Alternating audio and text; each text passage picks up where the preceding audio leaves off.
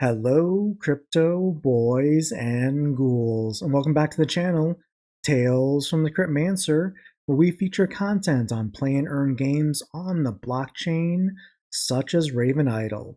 And in today's video, we're going to be talking about the end of Season 1 for RavenIdle, how we are focusing on finishing here strong to hopefully place high on the leaderboard and get some of those sweet Web3 rewards here coming off the leaderboard. And we're going to talk about some of the strategies that we are using here to finish the season strong and get the most points here in this season. So let's start here by going and see where we're at in the game. Right now you can see we're fighting monsters. We're actually fighting level 11 goblin riders right now, and you're probably going, Tails, what are you doing here? Why are you fighting these monsters? They're not giving you any XP, and I mean they're not even really giving you any resources that you need. And well, let me show you why. If I go to my trophies here, you can see I have 15 trophies unlocked, and actually just less than 2 days ago I only had 4 trophies unlocked. And you know, I realized as I was going through my planning here, as we hit the last 4 days of the season, we're going to go to achievements here under player and unlocking trophies. I was at 4 trophies, so I had these first 2 here, and I was like, oh, I just need 1 more trophy to get to level 5 or unlock 5. You can see here we're just got 50 trophies here for unlocking 15. We'll claim that. And basically, I'm going to go here. We have a little less than 2 days left. I'm going to try and get 5 more trophies to unlock the 20 trophy here and get 60 more leaderboard points here. And it's definitely doable. And what I've been doing here, as you can see, if you look at the trophies, I'll just go through the monster list here so you can see. Basically, what I did is I just started at the bottom of the list here, basically in Glademire, starting at level 1 here, and basically just going down the list. You can see beetles don't give you anything, brigands don't give you anything, rats, here we go, rats give a trophy. And you can see the green check mark, we've got this trophy. So we battled rats on hard mode, and we actually just did a quick build here to basically just do mass AoE. It's nothing fancy if you go to our build here.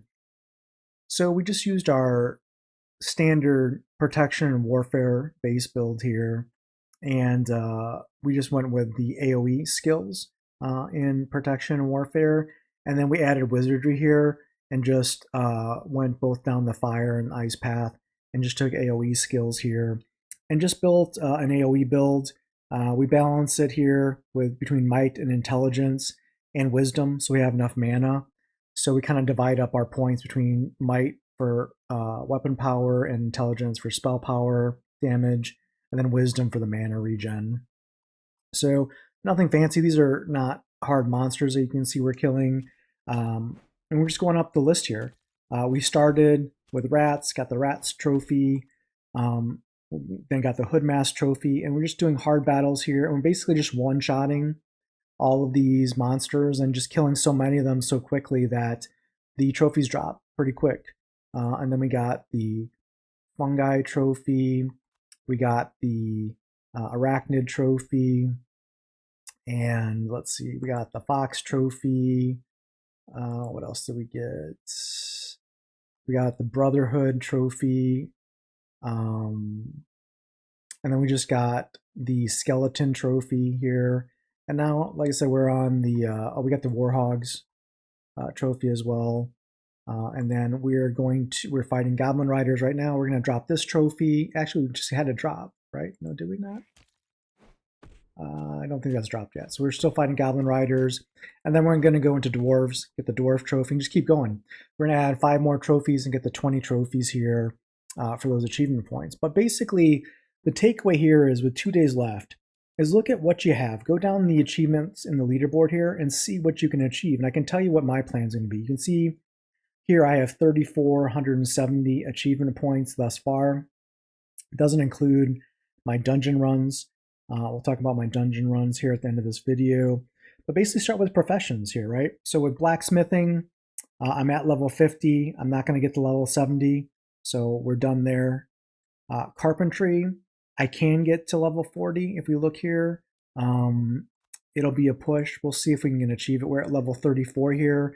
I've got a bunch of rough planks here that's worth almost 50,000 XP here. Plus I can craft staves, and we'll talk about what we do there to level this up.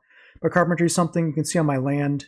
I'm basically farming small logs on my land here. And basically what I'm going to do to push carpentry here is I'm going to craft a bunch of small logs. I'm then going to craft a bunch of mystic staffs. And then when I craft mystic staffs, then I'm going to go to the warlock staffs and craft more warlock staffs. And then basically once I craft the warlock staffs, I'm just going to infuse those into equipment and then start again. So I can clear out my inventory and just rinse and repeat. Do about 20 warlock staffs before I infuse them, and then shift back here, do more rough planks, do more mystic staffs, and then do more warlock staffs, and then infuse them, and then repeat, and then until I get carpentry to level 40 here. Basically the reason for that is I stop at warlock staffs here, which is tier 2, because to go to the cultist staffs, then I need to start farming creature stuff like Ripper Fangs. And I don't have time to farm Ripper Fangs to create these tier 3 staffs. So I'm just going to go to tier 2 with the wood, the small logs, and then stop there. So we're going to do that. That's kind of on our goal list here. For carpentry, it's in range. Cooking's in range 2, level 50 for me. If I go to my crafting here, I'm at level 44 cooking. I've got a lot of supplies here that I can craft. So I feel pretty confident that I can craft my way up to 50 in the next 2 days. So we're going to target that here with our land resources for the small land items. Because again, we're farming wood for carpentry for the large sections of land. Mining here, we're going to try and get to 40. Once we're done farming trophies, once we get 20 trophies, we're going to switch to gathering for mining. You can see here I'm at almost 37 here for mining, so I just need to add 3 levels of mining. Should be possible, so that's achievable. So we're going to get mining, carpentry, cooking for professions up. Weaving, we just spent a lot of time. We got that to level 50, doing the same strategy we talked about with the carpentry, doing the same thing, but doing it on the weaving side. Specifically on weaving, what I did is I just farmed monsters for trophies that had spools of hair or hide, and then basically just created coarse leather or simple cloth, and then crafted shade cloth armor, hide armor, and then crafted Viper's armor and Nomad's armor, and then just infused those and redid those in a loop until I got to level 50 on my weaving profession. Woodcutting, I'm not going to get to level 40 with woodcutting. I just don't have time. I think if I look at my woodcutting here, it's barely at 30, so we're not going to be able to progress that. That's okay.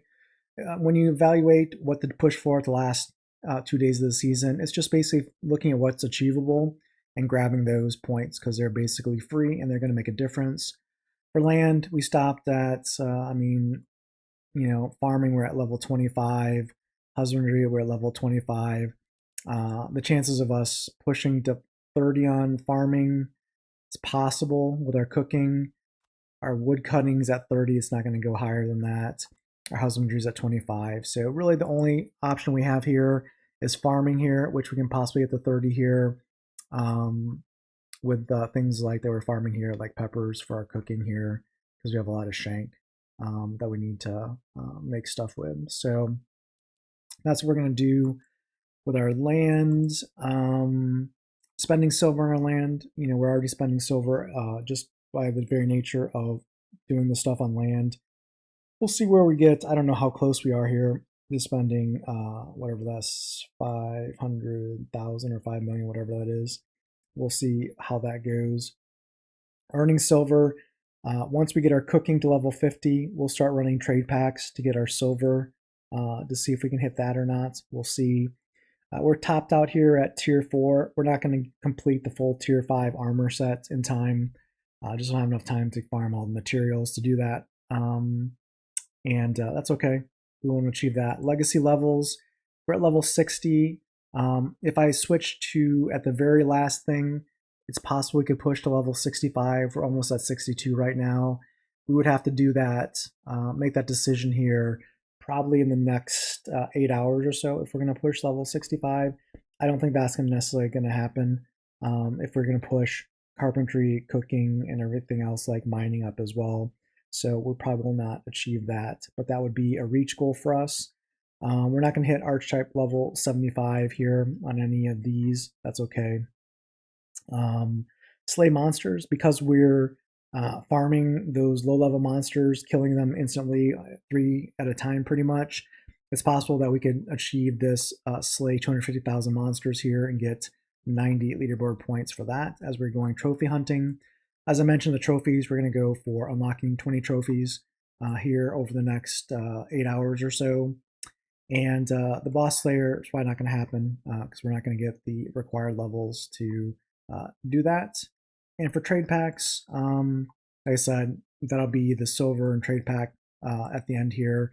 Once we max out our cooking and our mining, we'll switch gears there. So basically, look at your achievements, see what's doable, see what's not. Make sure you're budgeting your time appropriately in these last 48 hours and just going for the things that you can get.